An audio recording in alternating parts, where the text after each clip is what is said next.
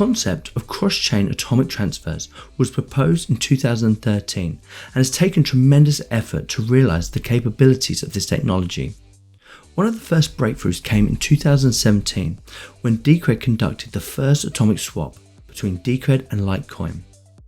Decred has taken atomic swap technology from a single swap concept to a full trading experience with DCRDEX. These fulfilled goals have taken the crypto space by surprise, to the point that most are still skeptical as to its success and legitimacy. In the world of crypto, where the normal behaviour is to either not deliver or deliver products that don't resemble the original design, Decred has smashed through this wall to make the next evolution that will benefit the entire space. Decentralization is easy to talk about but hard to deliver. Decred delivers on its targets every single time. In this series of videos, it's been my aim to show that Decred has indeed delivered a product that followed through on all of the original promises from 2017. This includes on-chain atomic swaps for peer-to-peer trading, no trading fees, no custodians or middlemen, no KYC, no high-frequency trading, a secure and stable product, internal, external and SPV wallets, and all of this code is open source. All of this has been paid for in full by Decred's treasury. Future improvements include a mesh network that will allow anyone to spin up an exchange server and link their order books to all others.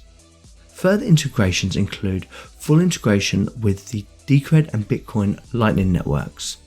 Atomic swap technology is the now and the future, which has brought a new standard for peer-to-peer exchange, interoperability and transaction.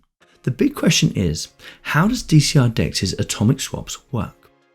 Anyone can open DCRDEX and view the order books, and anyone can create or import wallets for their own desired pairs. The most common wallets and pairs are currently Decred, Bitcoin and Litecoin. Once you have DCRDEX open and the wallets functioning and populated with coins, you're ready to use the exchange. A cross-chain atomic swap is a trade between two users of different cryptocurrencies. For example, one party may send Decred to a second party's Decred address, while the second party would send Bitcoin to the first party's Bitcoin address. DCRDEX amplifies this process with an order matching engine that builds a market with others looking to swap the same currencies. DCRDEX primarily acts as a matchmaker, connecting two orders and relaying messages between the two clients. Additionally, the DEX performs some trade monitoring to ensure that parties are acting in good faith. In the most basic case demonstrated in DCRDEX's specification, Alice and a trader named Bob are the only participants and their orders match perfectly. So here's how the process works. Step 1. Alice places a limit order to sell 3 DCR at 0.1 BTC per DCR for a total of 0.3 BTC. As a limit order, Alice must specify both the quantity and the price as a rate, as well as her BTC address. Alice signs the order information. The signature provides proof of the order and justifies any penalties imposed on Alice should she fail to follow through on the trade. Step 2. During some later epoch, which is a block of time typically less than 10 seconds, Bob places a market order to buy DCR with BTC at the best available price. Bob's order will contain both a DCR address and a signature. As a market order, Bob's order must match in this epoch. Any unfulfilled portion is immediately cancelled. Step 3. At the end of the epoch, the DEX performs a match cycle, recognises the match and informs both Alice and Bob that the match has occurred. Because the order quantities are identical, the orders are simply removed from the book and set aside for monitoring. The DEX informs both clients that a match has been made and provides Bob with Alice's BTC address. Step 4. Because Alice is the maker, she will broadcast her initialization transaction first. She will be expected to broadcast and report her transaction to the DEX within a specified amount of time. Before Alice can prepare her initialization transaction, she must generate a key known only to herself. From the key, Alice generates a lock and constructs a swap contract such that if someone can provide both Alice's key and the pub key of Bob's specified address, they can spend the output. In practice, the key is simply a random 32-bit sequence and the lock is its hash. In addition, Alice constructs a contract with a second alternative lock that allows her to spend the output herself, but only if the output remains unspent for a specified amount of time. Alice sets her time lock to 20 hours. This is the refund mechanism. Alice broadcasts her initialization transaction to the Decred network. She informs the DEX of the transaction details and sends the lock, which the DEX relays to Bob. Importantly, Alice doesn't reveal the key that she created. Step 5.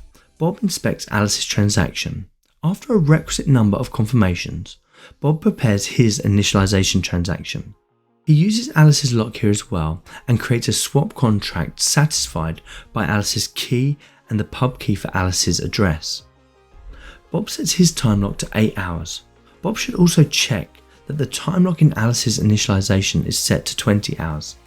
If Alice's time lock duration is set near or below Bob's time lock duration, Alice could potentially spend the DCR output before Bob. Bob broadcasts his initialization transaction to the Bitcoin network. He informs the DEX of the transaction details and the DEX relays the information to Alice. Step 6. Alice prepares a redemption transaction that spends the output from Bob's initialization transaction to her own address. In order to spend the Bitcoin from Bob's transaction, she needs to provide the key created in step 4. Alice broadcasts her redemption transaction to the Bitcoin network. Though both the DEX and Bob are capable of monitoring for this transaction, it is expected that Alice informs the DEX server of the transaction details anyway. The DEX server will notify Bob of the details. Step 7. Bob prepares his redemption transaction using the key gleaned from Alice's redemption transaction and the output from Alice's initialization transaction. Bob broadcasts his redemption transaction to the Decred network, completing the atomic swap. Hopefully that's given you some insight into how atomic swaps work in DCRDEX and how the process allows for a non-custodian peer-to-peer exchange experience. Thanks for watching. If you enjoyed this video and you want to show your support, as always, don't forget to give it a like, comment, and most importantly subscribe to the channel, and I'll see you next time.